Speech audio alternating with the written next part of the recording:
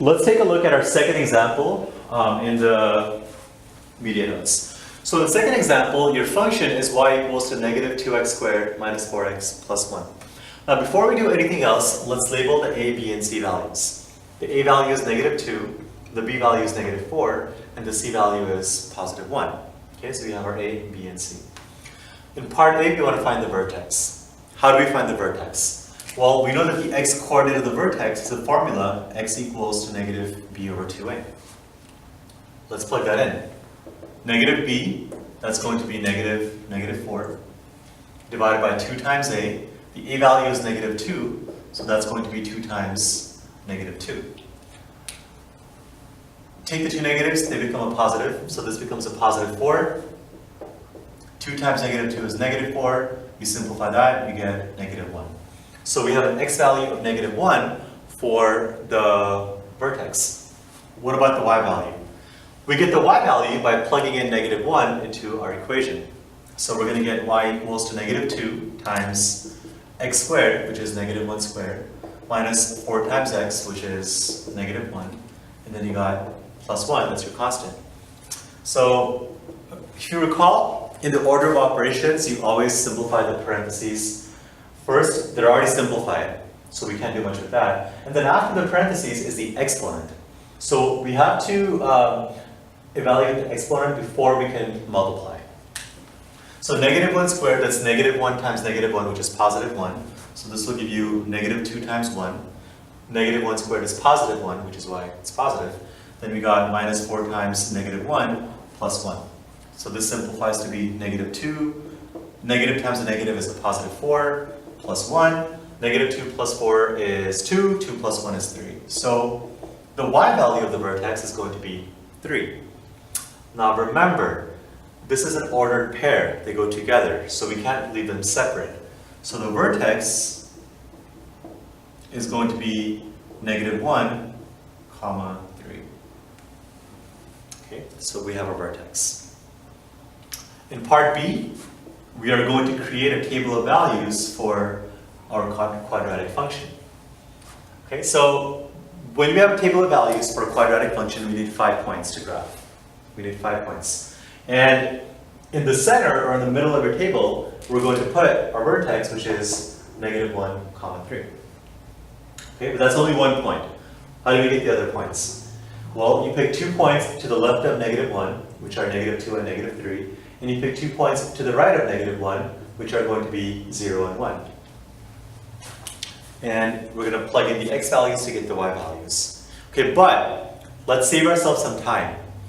Remember that a quadratic equation is symmetric with respect to the vertex, which means if you go 1 unit in this direction and 1 unit in this direction, you go 1 left, 1 right, with respect to the vertex, you will get the exact same y values because your parabola is going to be symmetric with respect to the vertex. So we don't have to plug in both 0 and negative 2. We can just plug in one of these numbers.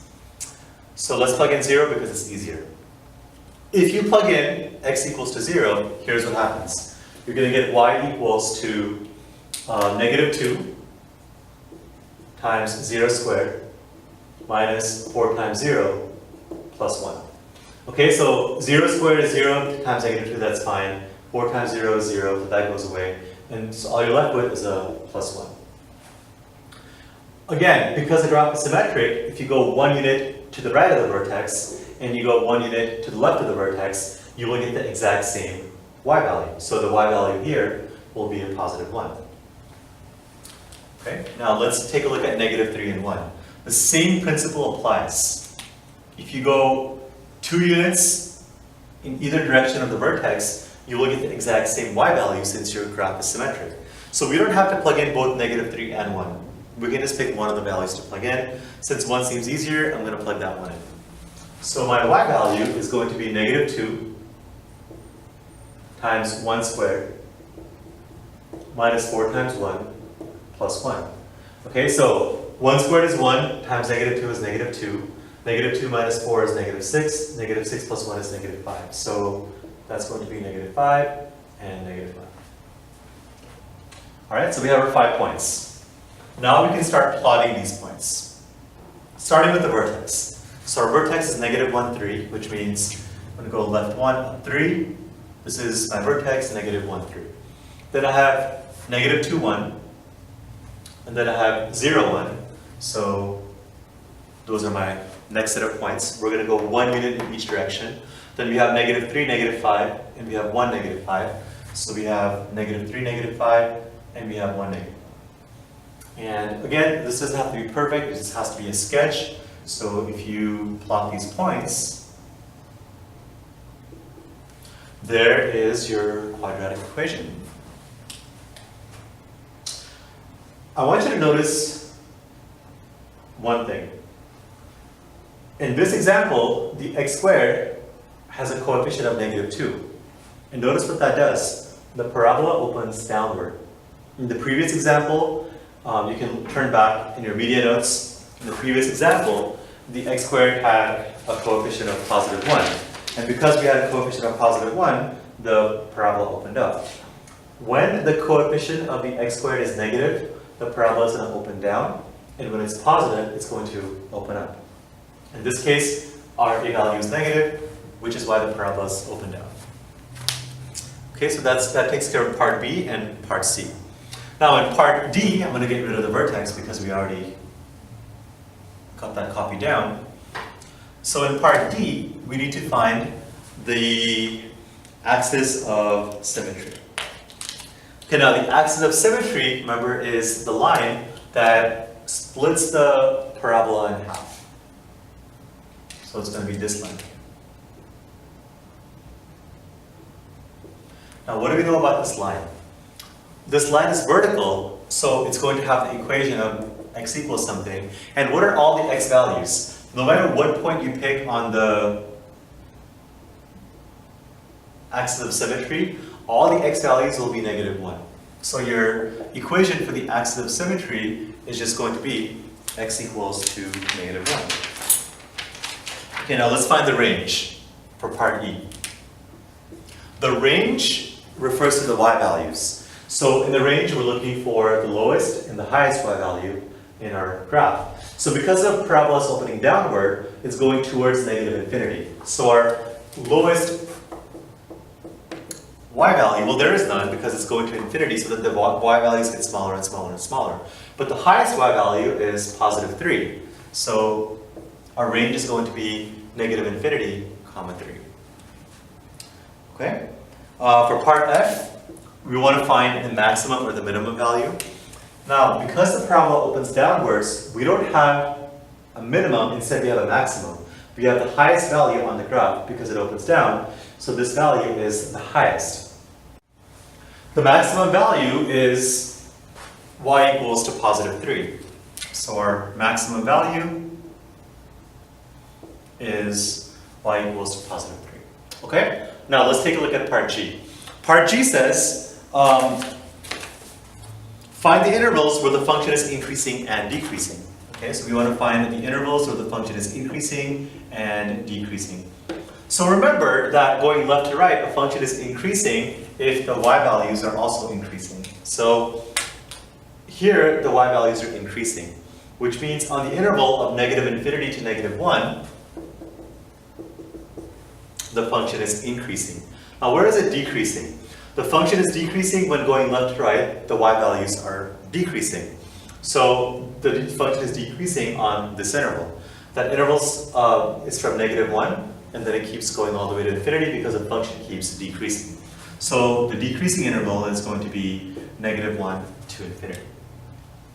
Okay? And that takes care of part G. Now part H is going to be a little bit more involved. So part H, it says, find the x and y-intercept. So let's just find the x-intercept first. Remember, to find the x-intercept, we are going to set the y value equal to 0 and solve for x. So in our function, we have y equals to negative 2x squared minus 4x plus 1. To get the x-intercept, we set the y value equal to 0, and that'll give us negative 2x squared minus 4x plus 1. So remember, there are two ways to solve the quadratic equation that we're going to be using. Factoring or the quadratic formula. This equation is not factorable. And since it's not factorable, we are going to instead use a quadratic formula to solve this. Quadratic formula says you got x equals to negative b. In this case, our b value is negative 4, so that will be negative 4, plus or minus the square root of b squared, which is going to be negative 4 squared, minus 4 times a, which is negative 2, times c, which is positive 1. Remember in the previous example I told you we have to know what the c value is, we have to label it, because you use it for the quadratic formula. So we need to know what the c value is. And then all of that is going to be divided by 2 times a, which is 2 times negative 2. So that's our setup for the quadratic formula. Now we've done this many times, so I'm going to go through it pretty quickly. Negative 4 squared, that is equal to positive 16. You have a negative 4 times a negative 2, that's positive 8. And 8 times 1 is 8. So we got 16 plus 8, which will give you 24. So we have 16 plus 8, that will give you 24. So we got negative 4, which actually turns into a positive 4. So we have 4 plus or minus the square root of 24. And then 2 times negative 2, that is equal to negative 4.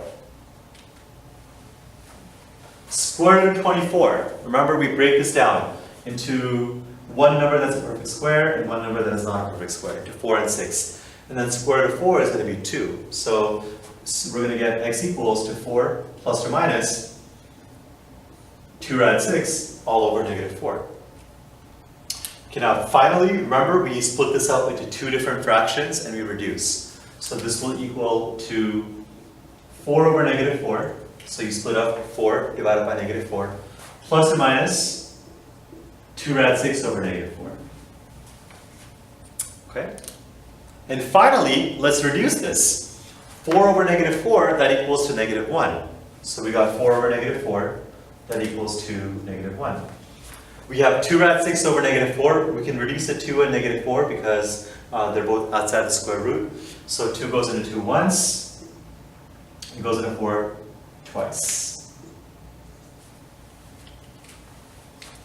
Okay, now let me take this back up here, since I'm running out of room. We got the negative 1. We got plus or minus. The 2 and 4 reduced to be 1 and 2, so I'm going to leave those as 1 and 2. There's still a negative sign. And then we got the rad 6. We can simplify this one more step. You can say this is x equals negative 1. When you have a positive divided by a negative, it gives you a negative. When you have a negative divided by a negative, it gives you a positive. So either way, you get a positive and negative. So you don't need this negative sign. So we're going to get plus or minus rad 6 over 2.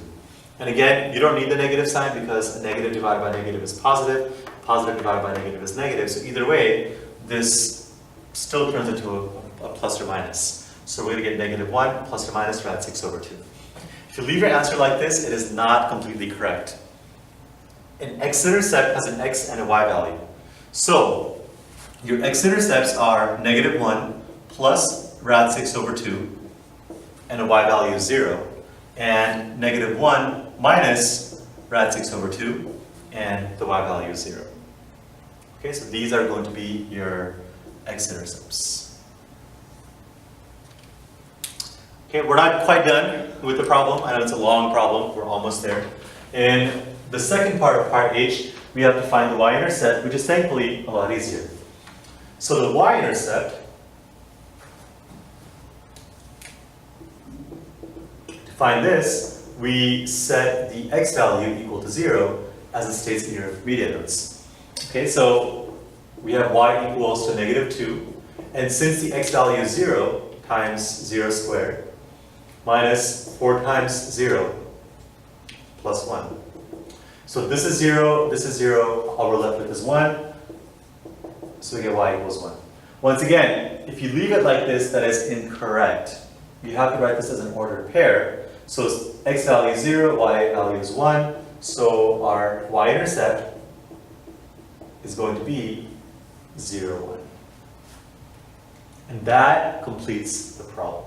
So think of some questions you have. We're going to do a couple more examples in class. and come prepared with some questions or anything that needs clarification. So when we're going through our examples, you can start chiming in.